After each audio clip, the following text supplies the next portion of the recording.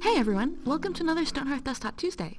This week I want to talk about you guys, and in particular how our team relies on feedback from those of you who are playing the game in order to make sure that our features are interesting, enjoyable, and working as intended. For the last few weeks we've been talking about Hearthling conversations as a means of illustrating the many steps required to bring a feature design into art and code, and finally into the game. But once it's there, how do we test if it's working as intended? The first person to speak for a feature's readiness is QA analyst Anna, who many of you may know as Relis, co-creator of the Candyland mod, creator of the Terrain Tiles mod, and creator of the lights and fountains in our starter mod folder. Anna joined our team a year ago, and in her function as analyst, she must verify that a feature is functionally correct. For example, that a conversation should transition from greeting to subject to reaction.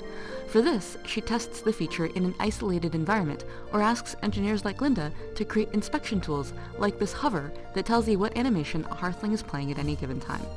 Once Anna knows that a feature is technically correct, she puts on her player hat and tries to see if the feature fulfills its original gameplay goal, in the case of conversations, to commemorate events that have happened in your town from your Hearthling's perspective.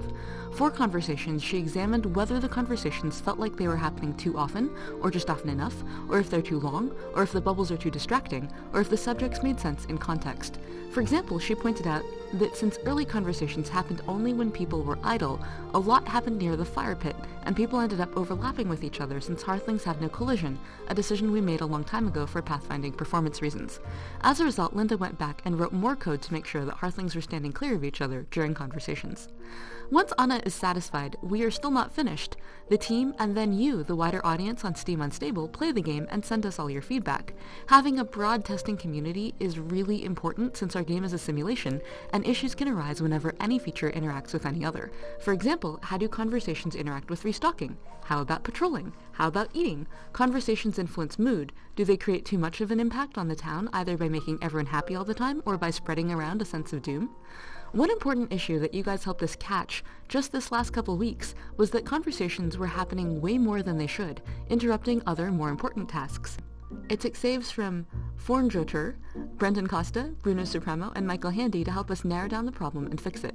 As it turns out, really big saves from older alphas had data that conflicted with an unrelated Pathfinder change we made as part of engine work we did in the renderer. This was causing the CPU to max out, in turn causing Hearthlings to idle, and since an idle activity is having conversations, it looked as if conversations, not CPU peggage, was interrupting all the other tasks.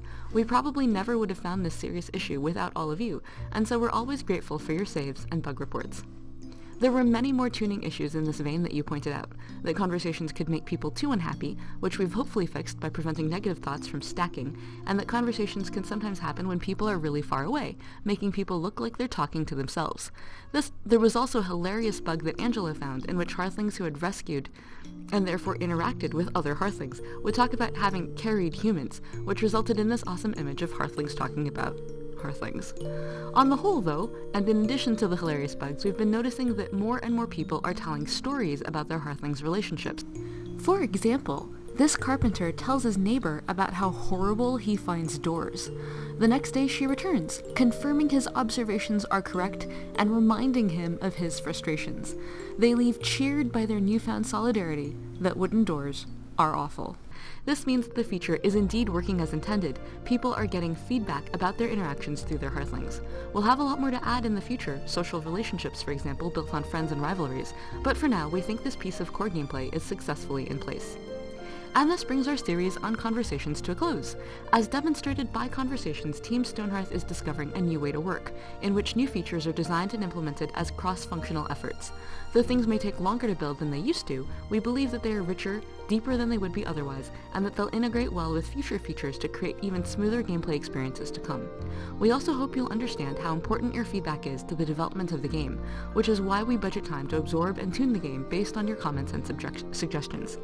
Last note before I end the series, the way we work has changed, so the content of Desktop Tuesday has also had to change.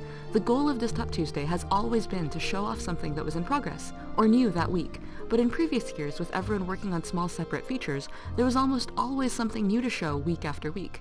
Now that features take longer and the whole team works on one primary feature, we've pivoted our Desktop Tuesdays to deeper dives into each topic. Before we go too far down this road, I'd like to ask you, what topics would you like to hear about from us in future Desktop Tuesdays? What really interests you about either Stonehearth or a life in game development? Let us know your thoughts on this question here in the comments or on our forum at discourse.stonehearth.net. You can also find us on Twitch. A different member of our team streams their current projects in development every Thursday at 6 p.m. PST on our Twitch channel, www.twitch.tv/Stonehearth. We'll be taking a break from Desktop Tuesday to celebrate American 4th of July next week, but we should be back in 2 weeks on the 11th. See you then!